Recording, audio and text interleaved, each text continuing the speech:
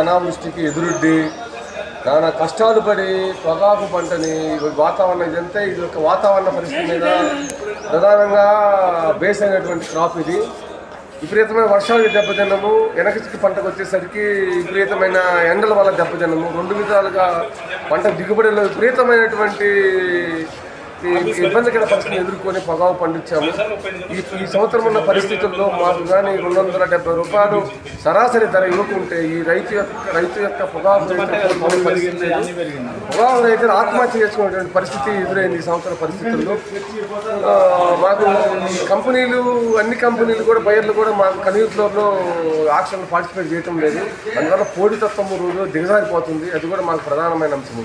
కాబట్టి అన్ని కంపెనీల బయర్లు ఇక్కడ ఆక్షన్లో పాల్గొనే విధంగా, తర్వాత ఈడీ కానీ తర్వాత కంపెనీల యొక్క అందరితో మాట్లాడేసి ఈ యొక్క లో గ్రేడ్కి కానీ మీడియం గ్రేడ్కి కానీ మంచి గిట్టుబాటు మంచి ధర ఇవ్వకుంటే మేము కోలుకునే పరిస్థితి. ప్రతి సంవత్సరము 30% లో గ్రేడ్ వచ్చి గత సంవత్సరాల్లో 70% బ్రైట్ వచ్చింది.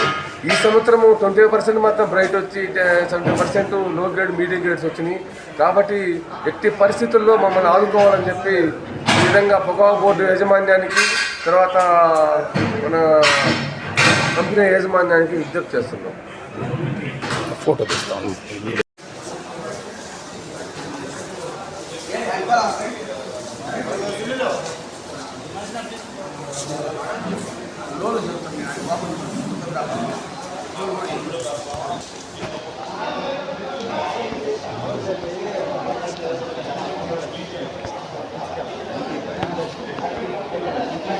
మాచవరం గ్రామం సూర్సాని చంద్రశేఖర్ రెడ్డి మా పేరు.